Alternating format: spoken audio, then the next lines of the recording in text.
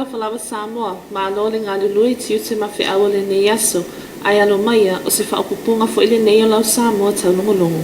Te mua atu ia tātou tala. Iri lawai na ua suia la asanga o puipuinga o wawaole whaamai o le Komiti Faamisionare, ai olo otu ina mai pia reporti mo le nofasi la fia si o tātou watu nuu, i le tūlanga wa iei le whaamai, mai le matanga luenga o soifua maloloina. O loo whaawawina pēr ngā luenga matanga luenga soifua maloloina. Iwi lawa i sui ngā le laasanga ma le te leo sā o tala. Ai loo tu ina mai pēr reporti le tūlanga o iei le whaamai. Mo le nofo si la fia ni mamalo le atu nuu. E to olua se lau fitu se fulu ma le tolu i la tau fōua a fia. Ma ni mamalo lau te leo le atu nuu. Mai le lua i le awauli le asu se fulu tolu o iuni. Anga i atu i le lua o le awauli o le asu se fulu ma le iwa iuni. Lua afe lua se fulu ma le lua. Ma le to olua na mawina na fai malanga mai i te tonu o Samoa. O si iti ai le fai numera i la tau wa afia le Komiti Faamisionare i le se fulu whaafe fitu se lau fitu se fulu male lua. E te otolu i la tau o tau fia le taiminei no whanga whaapitoa. Ai le isi e tasi o le potu tingaina i le fale mai no to otua. E to e tu ala loa tu pea i le mamalo le atu nuu. Nei e tau sisia pea le fai au tali fufonga. Tutu mano fuwawa mo le lua mita mai le isi tangata. Fufulu mamalima pea mai e ona tango fia ni mea faitino. Na ia faititi ai le so ona pepesi o le siama. E tu mau pea fautuanga mo le atu nuu atoa. Nei ia nga i se fale mai la tane. Mo le fai o lo tu i pui o le Komiti Faamisionare. A wale pui nga sili lea mo i tātou. E te atuai le mae ao le nei vairasi. Lea whana nai se kone mo lau Samoa Taulogologo. Le aso ana nafi sa whaatautoi nai le sui fai pule filifilia. O le tū malo whapalo tau ngā ngai fo maunga numera lua. Le afionga ia fo isala tu ioane i lumo le panemene. O se whapuponga le nei o le ripoti mai ata putailo ki tiona. O le aso nafi sa whaatautoi nai le sui fai pule filifilia o le tū malo whapalota a ngai fo maunga numera lua. Le afionga ia fo isala tu ioane i luma o le panemene i le maota fono e tia whau. I le tau tofinga o le palemene na whaatau nu uai, le whaatau tonga le fionga i a fuisala tu ioane, i lana la aunga whaatau pou na whailoa ai, e fuisala le tā ua, o le ngālu lue whaatasi o i tū e lua, ai le ngata i lea, o le le o iai ni o na mana o ngā fou, mō lona i tū mālo, pau o lona manao, ina ia whaawau le tele o ngā luenga na whaia e le sui a le tū mālo, lea ua whai i langi le fōlaunga, lea fionga i awa ele pa ia awa se kuini iona. O le susunga i le fonga whetalai o le maota papali i lio lo i pola ta eo masi pao, sa wha leo ina lea nganga o le whawhetai i a inga sa langolongo sua, ai maise ai o ni upu wha amalo si au mo le sui o nganga i fo maunga numera lua. I le tulangalo ia, o te whatalo whatuai i le pa ia o le parimene nei tai o fau. Le fio lau fionga le sui parimia, le fio tō fionga i minsta o kapeneta. Whapea fo i fionga i minsta lango. I whapea fo i leitu o maota le fio lau fionga le sui te tai. Whapea le mamalu o sui fono o le tato parimene. Whaftai le lofo le tua, o mawhai o na mamoni mailo o tō soifua nei tai ao. Mo le whao wina o le tato ngā ruenga. Whaptuas whatalofa i le fionga le sui fono, mo ngā ngai fo maunga numero lua, e pēn whatino ina nei lan tautonga i nei tai ao. O leo atoan fōa le fono usua le tunu. Ina wai umanuia le wha moe o le tūmalo. Wha malo lon sai, ma le whatua toa. O le talo alau parimene, tauna ia lofa le atua, ma wha upenga ina mai le langi, le tō wha ua tau veina o na fōa, o le tu malo e fa pe foi lo tato vala wina e fa manuia le tua tu lai mai o lau fionga i le sui mamalu fa talo fa foi pa io ainga ma le tu malo ma fa un awai mai mo ma wina fa to tonga o la to sui filia ma to fa talo fa tu langa lo o le fa tau to wina o le sui filia ale tu malo o ngai fo manga numero lua sa ia tau to wai iluma o le palmene Whaatasi ai ma le whaatasi ai o le anganga o le atua i ona tiu te tau abe o le a nafa mai i le tau tua ai i lona i tū malo ma le loto wha maoni. Tonga ma tau lo suafa tau tonga loto wha maoni o au o foisala lilo tu uyoane O te tauto atu I le atua e au le maalosi umalava. O le a o whaamaoni, ma tau aveina, tonu le loto nuu whaamaoni le maalo tuto atasi o Samoa. Ma o le a o wha taunu uina ma le tau, ai uma whaamaoni o utiute e avea ia umasu yusfono o le palimene o Samoa. Ia fisoso ni mai le atua ia tea. Aftai. Ia sei lu au.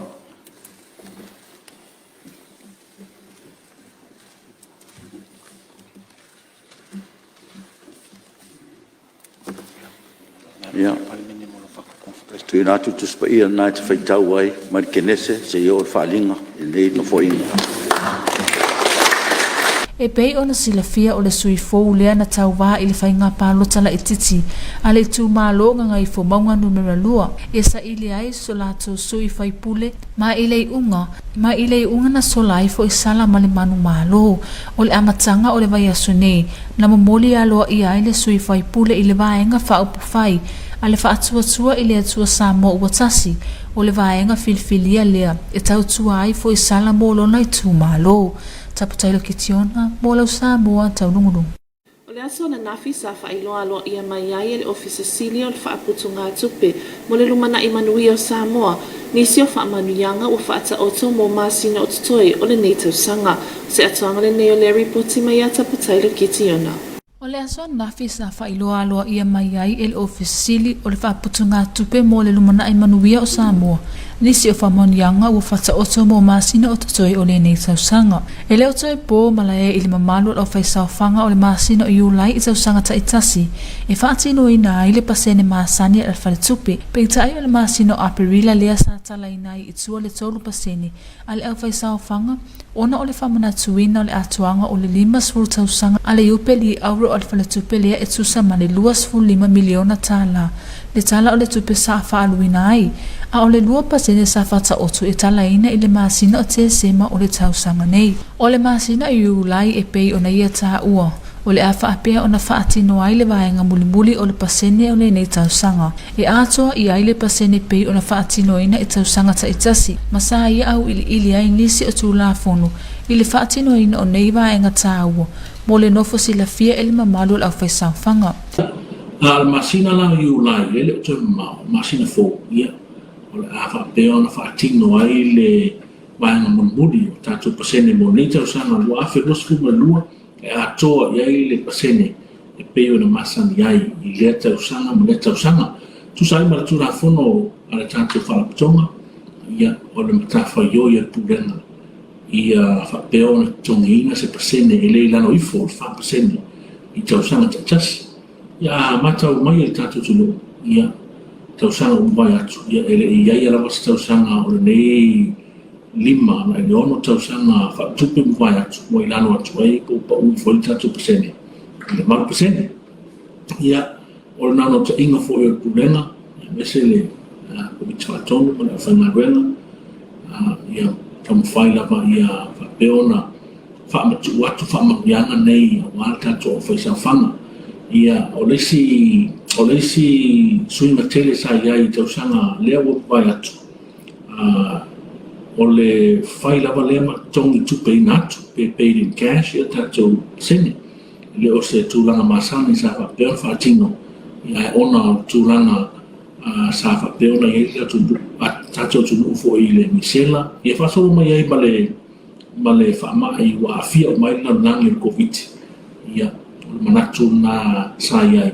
Ia whapeo na iei le tupe le taimini nei I o tātou o whai. O se whamanatu sa ia whasila sila aloa ia mai mo le nofo sila fiel au whaisau whanga, e pei o na iai le salaina mai o le pasene I le masino aperila, e tu usa o mai le tino I tupe, ma whao ngā ina ai upenga ta whailangi. Ma o le wha moe fo I lea o le wha atautainga o le pasene lea e fuafua le komiti le whare tupe, e wha atautai ai le wha atinuina o le pasene I le masino fou. E si lia ma le tōs furu afe le whaitau a whai.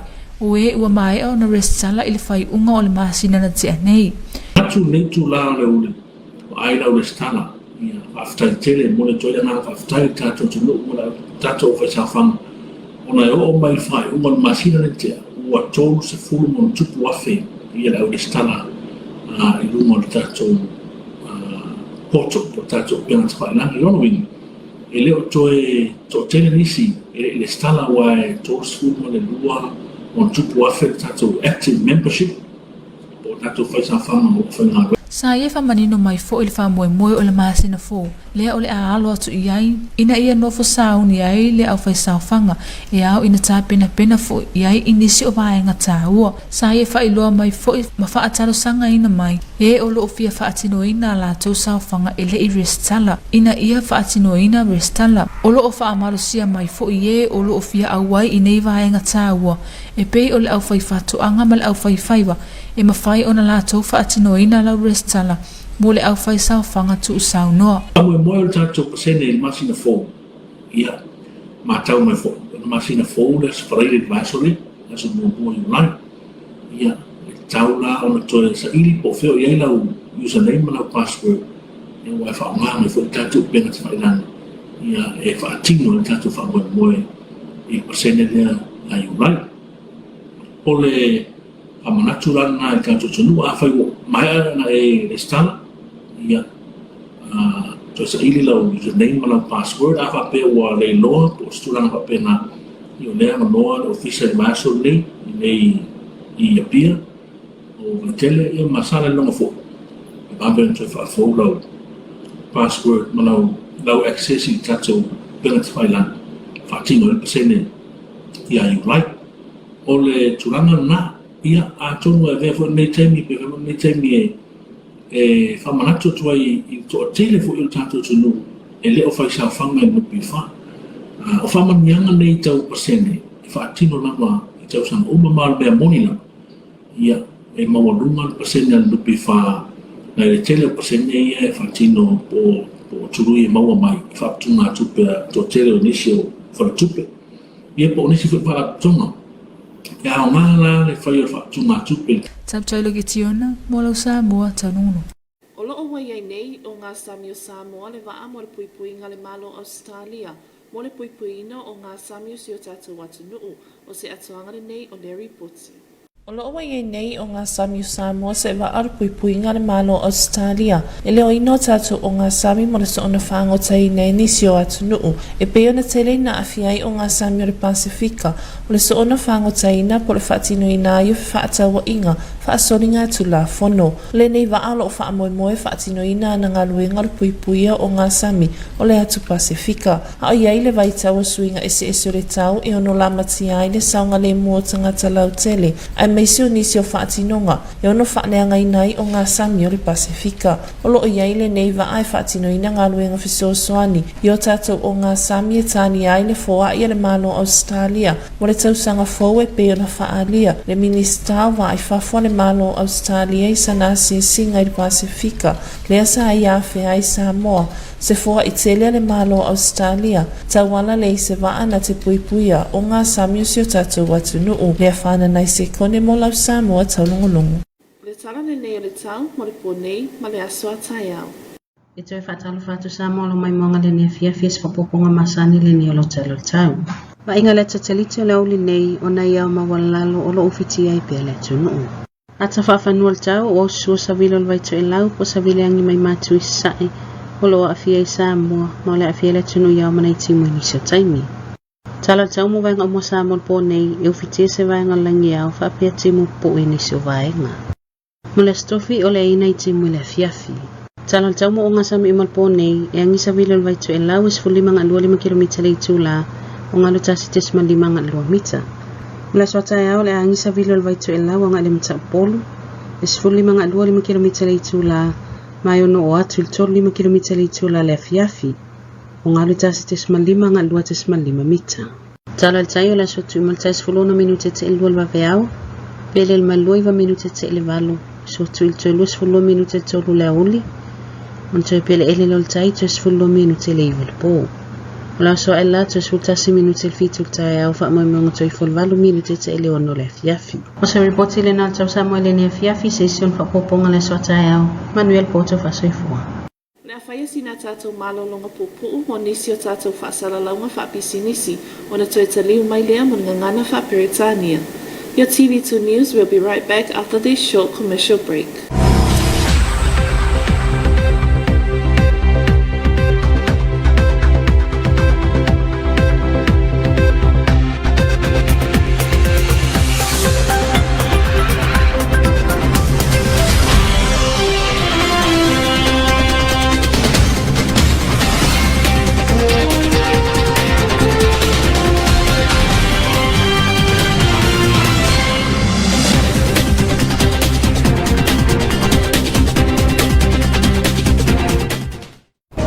Taylor, e mawhai o na tafi e sere wha mai o le TP mai Samoa. E tutu se le le pupui ngā o pipisi o siama TP, ma le wei rasi o COVID-19 fuluiva.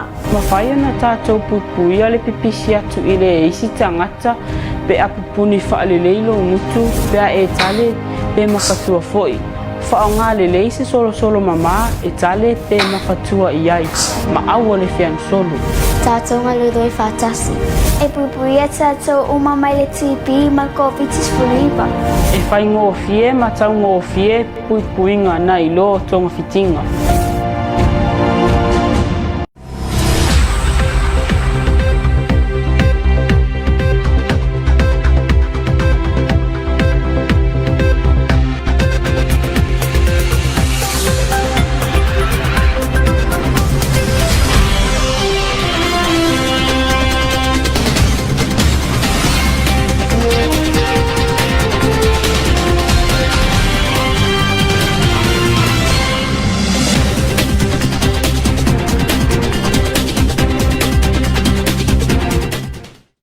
Samoa, here's your TV2 news for tonight. Leading our bulletin, the Ministry of Health is still updating our community with the COVID-19 situational report despite the changes in the state of emergency order. The Ministry of Health continues to update our community with the latest situational report for COVID-19. Despite the changes in the state of emergency order, the Ministry is still keeping our community updated. There were 273 new community cases and 2 new border cases, taking the total number of cases, both community and border, to 14,772. Currently, there are 3 patients currently managed isolation at Moto'otua Hospital. The public is reminded to continue to take heed of public health advice, such as wearing facial masks, maintaining social distance, washing hands to maintain good personal hygiene, and to contain the spread of the virus and prevent new infections.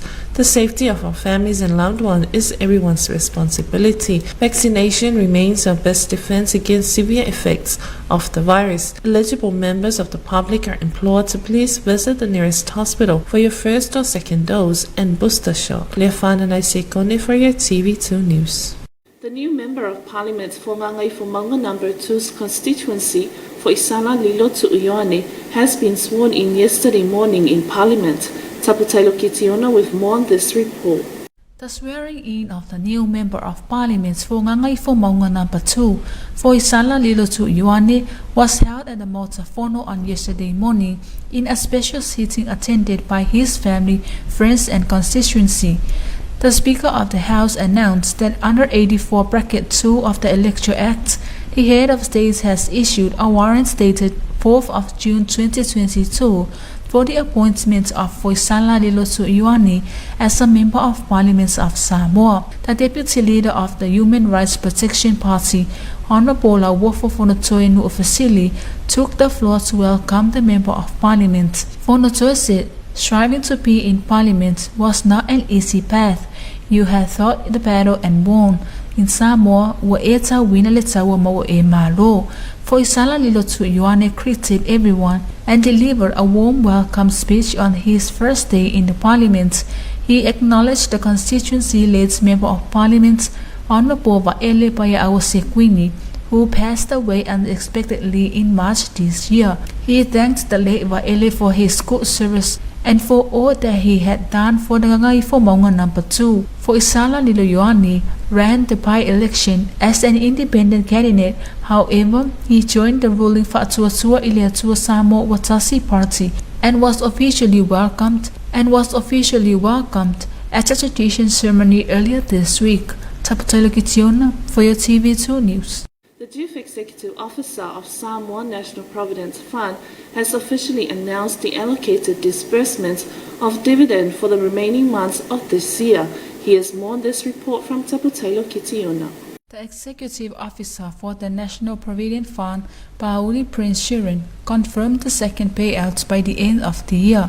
Pauli said that the dividend that is declared annually will be announced by the Minister of Finance Mulipola Anarosa Ale Mulio sometimes next week. He said that this has been consistent throughout the past years, where the fund has never paid out anything less than the amounts approved by law. in terms of changes over the years. He said the cash payout is one of the changes implemented and distributed to members during the measles epidemic and COVID pandemic. Another major change that the fund has moved to set up is the online portal to make it convenient for the members to access their entitlements. According to Pauli, as estimates of 30,000 members have already registered on the fund's online portal. He noted there are 32,000 active members and encouraged those who have registered to utilize the platform as an alternative to access their payments. Contributors are encouraged to seek assistance from the new PFA office if they have lost their password or want to register online. The payment is expected to be made available on Friday next week, the first day of July, when the new fiscal year commences.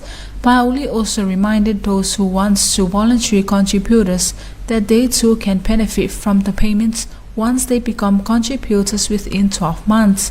The first payout for this year from the fund was delivered in April, where the 3% interest payment was paid to contributors to the tune of 25 million tala. The remainder for 2% of a total of 5% will be dispersed in December, which will translate to a total value of 42 million tala payout, inclusive of 3% interest in April. Payments from the fund is one of the most sought after benefits by contributors every year. Taulogologo for your TV2 News. Australian Defence Vessel Reliance is in Samoan waters this week to support Samoa's maritime surveillance. Here's more on this report.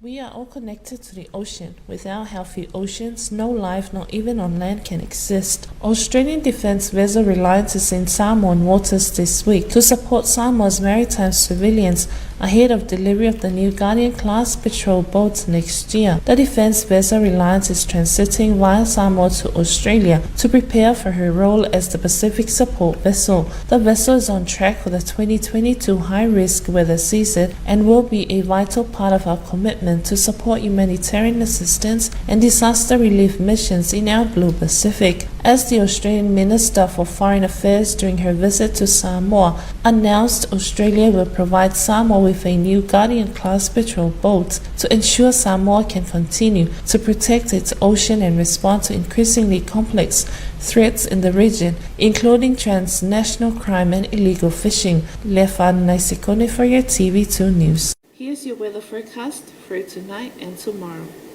Good evening, Samoa. Here is another edition of your weather bulletin for this evening. Latest satellite imagery of this afternoon indicates low-level clouds still affecting the islands. From our weather map, a moist northeasterly wind flow prevails over Samoa. Associated clouds and some showers affect the group at times. Forecast for all parts of Samoa tonight, partly cloudy with brief showers in some areas. For Thursday, some evening showers.